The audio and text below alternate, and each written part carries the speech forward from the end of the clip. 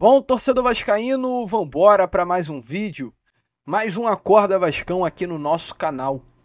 E poderíamos começar aqui esse Acorda Vascão completamente irritado, gritando, reclamando, e teríamos motivo suficiente para começar dessa forma após mais uma vergonha do Vasco, né? O Vasco, ele durante todos esses últimos anos, ele faz vergonhas atrás de vergonhas. E esse ano é um ano que está sendo muito marcado por jogos em específico. O ano do Vasco, ele, por incrível que pareça, não é um ano ruim. É um ano ruim para o tamanho do Vasco. Nós, como Vasco da Gama, como um clube tão grande, tão gigante, quanto somos, e digo aqui no plural, me envolvendo como Vasco em si, não podemos nos acostumar com o nono lugar do Campeonato Brasileiro. Não podemos nos acostumar com ter em 6 jogos finais no Brasileirão o sonho de uma vaga num G7. A gente não pode se acostumar com isso, é muito pouco para o Vasco. Mas por conta dos últimos anos, isso é muito. E olha que louco, né? Tá um ano bom.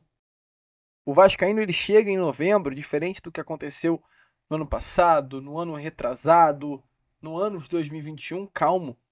Porque o novembro para o Vasco da Gama é sempre um assombro. É um filme de terror. No ano passado a gente entra ao mês de novembro na zona do rebaixamento lutando para não cair. Em 2022 a gente entra no mês de novembro olhando com chances remotas a possibilidade de um acesso. O Vasco em novembro de 2022 estava se preparando para a Batalha de Itu. Em 2021 a gente entra em novembro olhando para um G4 da Série B do Campeonato Brasileiro e vendo esse G4 cada vez mais longe, e no final a gente acaba ficando na Série B. Em novembro de 2020, o Vascaíno, ele olha para o ano e vê-se uma queda iminente e cai para a segunda divisão. Então, nos últimos 4 anos, 23, 22, 21 e 20, o novembro é um mês marcado por caos. E o mês de novembro do torcedor vascaíno em 2024 é um mês ok. A gente não vai cair. O Vasco tem 43 pontos. Pelo menos a gente esse ano sonha com uma Libertadores. Sonha. Sonha. Um sonho distante, vamos ser coerentes. Mas pelo menos a gente sonha. Isso é muito pouco para um clube do tamanho e da grandeza do Vasco. E me preocupa. Me preocupa. Porque, sinceramente, meu amigo, é muita coisa misturada. É ruindade, é incompetência, ao meu ver, é má fé, diante de tudo que aconteceu com essa empresa norte-americana que passou pelo Vasco e deixou o Vasco dessa forma. E a gente vai comentar muito sobre isso aqui nesse Acorda Vascão. É difícil eu especificar sobre algo que a gente vai falar. Tá aí a capa para vocês, onde a gente colocou o principal assunto a ser comentado nesse Acorda Vascão. Mas é um ano que, mesmo sendo tranquilo, ele é um ano em que pega o torcedor vascaíno no seu limite. Ontem, a derrota para o Botafogo, ela sim, me chateou. Mas ela fez eu, Lucas, como torcedor, chegar ao meu limite. Eu não aguento mais esse Vasco da Gama. Não aguento mais. Não aguento. Eu quero ver o meu Vasco lutando por título, brigando por Libertadores, e não por uma pré, mas por uma vaga direta. Eu quero ver o meu Vasco, chegando numa final. Eu quero o meu Vasco de volta. Algo que a gente não vê há mais de 23 anos. Mas enfim, a gente vai falar muito sobre isso. Teremos aí pela frente um Acorda Vascão agitado, movimentado, com informações e novidades aí a todos vocês. Porém, rapidinho, tá? Antes de começar aqui o vídeo, antes de deixar todos vocês muito bem informados, né, sobre o nosso Cruz Maltino, como sempre faço aqui no canal, quero dar as boas-vindas a todos vocês que estão chegando aqui pela primeira vez. Para quem ainda não me conhece, muito prazer, eu sou o Lucas e você está no canal do Gigante Vasco, o canal do torcedor vascaíno. E é claro, né, Vascão, se aí que está do outro lado ainda não é um inscrito do nosso canal, venha logo aqui embaixo, onde tem essa palavrinha, inscreva-se, aperte nela e já venha fazer parte da nossa família. A gente conta muito, muito mesmo com a sua presença. Através da sua inscrição, a gente não pede absolutamente nada aqui no nosso canal, apenas a sua inscrição de fato. Mas de forma específica nesse Acorda Vascão, assim como eu venho fazendo nos meus últimos vídeos, eu venho pedir o seu like. Não saia desse Acorda Vascão sem deixar o seu like. A gente passou esse último final de semana sem postar vídeos aqui no YouTube. E o YouTube, ele tem uma forma de funcionar que ele dá uma segurada nos vídeos quando a gente deixa de postar. E o like, ele é fundamental para divulgar o nosso conteúdo. Então, se você gosta do nosso canal, se você está sempre aqui, a gente tem aí em média 20 mil pessoas sempre nos assistindo em todos os vídeos, a gente conta com você. Por favor, não saia sem deixar o like, que é muito importante mesmo, para a divulgação desse vídeo, para fazer com que o nosso canal volte aí naquele embalo. Show? Vambora então, Vascão? Vambora sem muita enrolação, né? Falar logo de Vasco da Gama, porque ontem, no Newton, Vasco ele não perdeu, eu não vou utilizar essa palavra não. Vasco ontem ele foi amassado pela boa equipe do Botafogo. Vasco entra em campo contra o atual líder do Campeonato Brasileiro, com 6 pontos de distância para o vice-líder que é o Palmeiras, contra o atual finalista da Copa Conmebol Libertadores, porém parece que não estava enfrentando esse adversário. O Vasco ontem ele entra em campo parecendo que estava enfrentando um adversário qualquer. Um adversário que estaria, né, na zona do rebaixamento.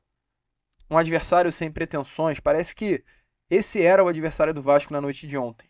O Botafogo entrou para uma guerra e o Vasco entrou para um amistoso. Parece que foi esse o sentimento. O Vasco nos primeiros minutos deixou o Botafogo jogar. Quando tinha a posse queria brincar, queria dar de letra, queria dar toquinho para trás, queria inventar algo que o Vasco não sabe fazer. A gente sabe muito bem que o elenco do Vasco é um elenco limitado. O Vasco não tem um elenco de craques. Passa longe de ter. Passa longe. A principal característica do Vasco em 2024, e fez inclusive essa característica o Vasco chegar a uma semifinal de Copa do Brasil, foi ser um espírito aguerrido. Foi ter um Vasco forte, intenso, com vontade, com raça, com garra. Tinha como principal característica a personificação do elenco Cruz Maltino era o Paulo Verratti, porque não é um jogador bom, passa longe de ser um craque, mas é um jogador com raça, intenso, que mata e morre pela bola e trata a bola, meu amigo, como um prato de comida.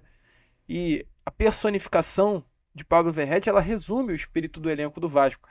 E, meu amigo, quando não tem esse espírito, não tem essa vontade, não tem essa intensidade, não tem essa raça, não sobra absolutamente nada, porque simplesmente esse elenco não tem. E aí a gente vê o que viu ontem contra o Botafogo, o que já vimos, por exemplo, contra um Juventude, onde a gente perde, ou eles empatam em São Januário, o que a gente viu contra o São Paulo. Quando não agarra, é desse jeito aí, que vimos ontem contra o Botafogo. Uma partida em que o Botafogo fecha o jogo, chegando 20 vezes ao gol do Vasco, com 60% de posse e 7 escanteios a seu favor. Enquanto o Vasco aí com 36% da posse e tendo apenas 11 finalizações, sendo que finalizações desajeitadas de qualquer jeito. E aí, o Paiva, ele tem uma grande responsabilidade sim nesse jogo de ontem. Porque, me desculpe, tá? Paulo Verratti ele não podia ser titular do Vasco ontem contra o Botafogo. Ok, titular assim é difícil você tirar a titularidade do atual capitão desse grupo. Mas no intervalo, Vasco já perdendo pelo placar de 2-0, com 1 a menos, tira o Verratti, bota o Ryan. Não era jogo pro Verratti. O Verratti, eu não quero nem ver as estatísticas do Paulo Verratti no jogo de ontem para não me assustar, que deve ter sido algo assombroso. Não participou do jogo. O Verratti ontem atrapalhou o Vasco da Gama. Atrapalhou. Depender de bolas alçadas à área, é muito pouco. É muito pouco para qualquer clube de futebol. E se o Verratti não rendeu, quem dirá o nosso pontinho esquerda Jean Davi. E o Paiva ontem ele tem que responder sobre isso. Porque o Vasco ontem não joga bola, o Vasco ontem não desempenha. E um discurso que o Pedrinho tinha dentro desse vestiário do Vasco, que era independente da vitória, do empate ou da derrota, o elenco do Vasco não poderia nunca se abdicar da forma, da intensidade, do modelo de jogo. Parece que não aconteceu ontem.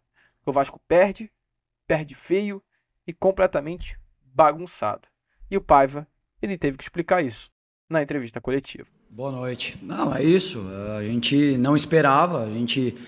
Sempre quando a gente pegou essas equipes, a gente conseguiu competir muito bem, né? Pelo menos a grande maioria dos jogos, né? E era isso que a gente esperava hoje. Um nível de competitividade alto. A gente sabia que ia ser muito difícil colocar a bola no chão, quebrar a pressão. A gente trabalhou para tentar jogar, mas a pressão do Botafogo no início foi muito forte, né? Daí a gente teve que optar por bolas mais direcionadas. E só que a gente não esperava tomar os 2 gols, né? A gente tomou os 2 gols muito rápido, né? A transição do Botafogo é muito forte, a gente já sabia. E daí o jogo sai completamente do contexto que você trabalha, né? Ainda acho que depois que a gente tomou os 2 gols, a gente teve uma ou duas chances ali que a gente poderia, um gol, entrar no jogo, né? Então essa foi a nossa crítica no intervalo, da gente acreditar, porque um gol você entra no jogo. Então você toma 2 gols rápido, mas se você faz um gol, você consegue entrar no jogo, né? E só que o sentimento ali era que em alguns momentos a gente estava muito desorganizado, né? Principalmente o centro. A gente não conseguia neutralizar a transição, contra-ataque do Botafogo, porque a gente saía com muito jogador passando a linha da bola e a gente demorou para organizar, né? Demorou muito para organizar. Mesmo assim, a gente criou as 2 chances boas de gol ali que poderiam ter colocado a gente no jogo, né? Daí a expulsão sai completamente do contexto, né? Com 2-0, com um jogador a menos, contra o líder da competição, a fase que o Botafogo tá, jogando muito bem, aí o jogo sai completamente do contexto. Aí a gente teve que se defender mais e foi essa a proposta no segundo tempo, né? O Emerson teve um problema familiar no domingo, um treino muito importante para a gente, né? Era onde a gente ia decidir a equipe. E institucionalmente o Vasco optou por não relacionar o jogador, né? Então a gente tem que mostrar nesses momentos que a gente acredita no grupo que a gente tem, né? Então, nos jogadores que a gente tem, então no profissionalismo, isso é muito importante nesses momentos, né? E o Jean é um jogador experiente, é um jogador que tem muitos anos de uma liga mexicana, que é um bom campeonato, e ele foi sacrificado por quando a gente perdeu um jogador, né? Eu acho que a gente teve dificuldade, a equipe toda, de jogar, né? Mesmo assim, ele ainda teve alguns lances, alguns arrastes ali. Mas a ideia do Jean era realmente tentar dar posse de bola, tentar ser um cara que segura mais a bola, a gente tentar transitar com um jogador que passa muito bem, mas a gente não conseguiu encaixar esse jogo, né? Acho que é isso, né? Mais alguma coisa? Bom, meu amigo torcedor vascaíno, como vocês puderam ver aí, né, as palavras de Rafael Paiva, ele fecha falando sobre a questão de Jean Davi Menezes. Gente, me desculpe, tá? Mas esse chileno aí não tem condições nenhumas de vestir a camisa do Vasco da Gama. Ao meu ver, esse rapazinho aí, alguém tem que sentar com ele na mesa no final da temporada e, não sei, rescinde, manda de volta pro Chile ou pro México, arranja um outro clube por ele pelo metade do valor que o Vasco pagou. Porque é um absurdo esse rapaz ter ainda oportunidade dentro do Vasco da Gama. Jean Davi Menezes, ele tem poucos jogos pelo Vasco. Mas pelos poucos jogos que tem, vestindo a camisa Cruz Maltina, nitidamente, é um atleta que não tem condições nenhuma, assim, de desempenhar no futebol brasileiro. Ele estreia, salvo engano, numa partida contra o Flamengo, né? Tô aqui com os jogos dele. Ele estreia contra o Atlético Paranaense no jogo pela Copa do Brasil. Jogo em que o Vasco vence pelo placar de 2-1 em São Januário. Ele joga contra o Vitória como titular. E ele volta a campo contra o Flamengo numa derrota pelo placar de 1-1, onde ele faz seu primeiro jogo como titular, inclusive. Ele entra no segundo tempo contra o Vitória e vai muito mal contra o Flamengo. Joga contra o Cruzeiro e vai muito mal contra o Cruzeiro. E de lá pra cá, meu amigo, Atlético Mineiro, São Paulo, Cuiabá. Jean Davi Menezes, infelizmente, é uma tristeza. E ontem, novamente, foi assim. O Paiva, ele tenta justificar a entrada de Jean Menezes na vaga de Emerson Rodrigues por ser um jogador que retém a posse. Mas a gente já sabia, desde o momento que a gente viu o Jean Davi Menezes na equipe titular, que não seria um jogador que iria reter a bola. Não tem. Não tem nem força física para isso. Vou falar que ele não tem qualidade, porque é uma palavra forte, mas não tem condições físicas, não tem porte físico para reter a bola numa equipe tão intensa fisicamente como a equipe do Botafogo. E aí, meu amigo, olhando para o lado do Jean Davi, esse é um jogo que ontem entrou um jogador que tem ganhado oportunidades. A gente vê um outro polo, que é o Maxime Domingues, que é um jogador que a gente não vê em campo. E são os dois jogadores em que o Vasco pagou nessa janela de transferência. O Vasco, ele traz 5 atletas. Jean Davi, aliás, 6. Jean Davi, Maxime Domingues, Emerson Rodrigues, Coutinho, Souza e Alex Teixeira. O Emerson Rodrigues é um jogador que, assim, é ok, tá? Jogador que foi importante em alguns jogos para o Vasco da Gama. Boa contratação. Porém, não veio através do Marcelo Santana. Veio lá pelo ex-diretor executivo Pedro Martins, que hoje, inclusive, está no Botafogo, e pela antiga departamento de scout, gestão de scout do senhor Vitor Bastos. Foram ambos que trouxeram Emerson Rodrigues. Jean Davi, Maxime, Coutinho, Souza e Teixeira já é dessa nova gestão do Marcelo Santana. E me desculpe, uma gestão horrorosa.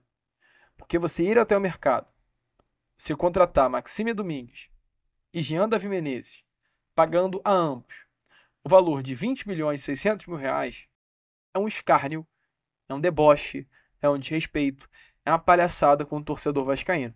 Até porque se a gente olha para a própria equipe do Botafogo, a situação ela fica ainda mais evidente, que é sim, o Botafogo tem grana, o Botafogo tem investimento, o Botafogo tem bala para fazer grandes compras. Mas, meu amigo torcedor, deixa eu te falar aqui, a questão do Botafogo, ela vai muito além do que apenas grana. E a questão do Vasco, ela vai muito além do que apenas falta de dinheiro. É incompetência de uma parte e a competência total de outra. Eu acabei de citar dois atletas, Maxime Domingues e Jean Davi Menezes. Dois jogadores que somados custaram aos cofres do Vasco nessa janela de transferências 20 milhões e 600 mil reais. Jean Davi 8 milhões e 200 e Maxime Domingues 12 milhões e 400. E aí você pode olhar para esse elenco do Botafogo que entrou em campo ontem e falar, cara, o elenco do Botafogo é bom demais. Elenco de craques, um elenco caro pra caramba. E não é assim. Sabe por que não é assim? Porque eu fui dar uma olhada nos gastos do Botafogo em 2024 e olha que loucura, gente. O Botafogo ele faz dois grandes investimentos, três grandes investimentos, que é o Almada, meio-campo argentino de seleção de Argentina, de Copa do Mundo, que é um jogador bizarro de bom. Ontem controlou o meio-campo do Botafogo, que foi um jogador de 120 milhões de reais, contratação galáctica, fora dos padrões até do futebol brasileiro. O Botafogo ele compra o Luiz Henrique por 86 milhões de reais. O Botafogo ele compra o Matheus Martins pelo valor de 61 milhões de reais, que é até banco, de forma curiosa. Mas o restante das contratações do Botafogo, meu amigo, é nada. O Botafogo ele paga pelo Gregory, volante titular, 13 milhões e 400 mil. O Botafogo ele paga pelo Savarino, atacante titular, 13 milhões e 100 mil. O Botafogo paga no Cuiabano, que entrou no lugar do Alex Telles, 8 milhões de reais. O Botafogo paga pelo Lucas Halter, que entrou em campo ontem, 7 milhões de reais. O Botafogo paga pelo John Vitor, o goleiro, 5 milhões e 800 mil reais. Estou falando de jogadores importantes, tá? Ainda temos o Oscar Romero, que veio a custo zero. Ainda temos o Igor Jesus, que veio a custo zero. Ainda temos o volante Alain, que veio a custo zero. O Alex Telles, que não está nessa lista aí que está aparecendo na imagem, mas que também veio a custo zero. O time titular é um time praticamente formado de jogadores a custo zero. Os únicos jogadores viáveis financeiramente para o Vasco, que é viável comparar, é o Savarino, que custou 13 milhões e 100, e o Gregory, que custou 13 milhões e 400, enquanto o Vasco, nessa janela do meio do ano, pagou valores semelhantes a Maxime Domingues e Jean Davi. E Savarino e Gregory estão anos-luz à frente de Maxime Domingues e Savarino. Perdão, de Maxime Domingues e Jean Davi. Maxime Domingues e Jean Davi, eles não calçam nem a chuteira. Aliás, não engraxam nem a chuteira de Savarino e Gregory. Então, ok, tá maneiro. O Botafogo é um clube que hoje tem grana, mas tem competência para contratar. Enquanto o Vasco tem incompetência. E tá na hora, mais do que nunca, da gente cobrar o trabalho do senhor Marcelo Santana, que é um trabalho horroroso. Horroroso, gente. Pagar 13 milhões em Jean Davi é brincadeira. Pagar 8 milhões em Maxime, ou invertida, não sei quanto custou 13, quanto 8, enfim, ambos juntos 20 milhões e 600, é maluquice, cara. É um trabalho porco. Me desculpe, Marcelo Santana. Seu trabalho é um trabalho ruim.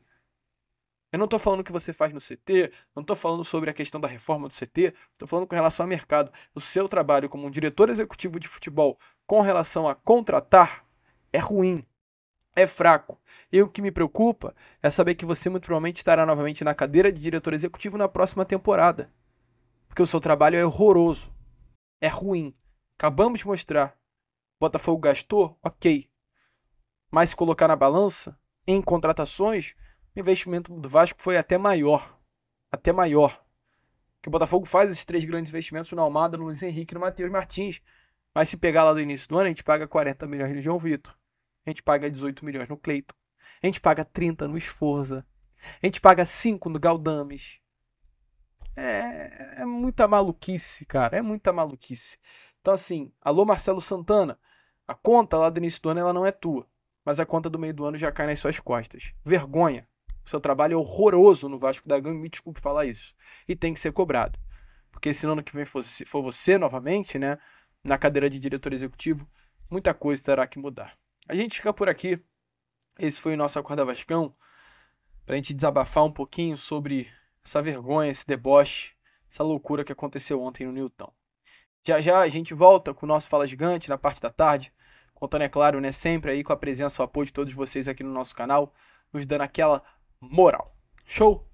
Vamos que vamos então, vascaínos, se inscrevam, compartilhem o nosso vídeo, ajudem, é claro, o nosso crescimento, fazendo com que cada vez mais pessoas possam ter acesso aqui ao nosso conteúdo. E já já estaremos de volta aí com o nosso Fala Gigante, contando muito com a presença e o apoio de todos vocês. Vamos que vamos, se inscrevam, compartilhem, como sempre falamos aqui, saudações vascaínos.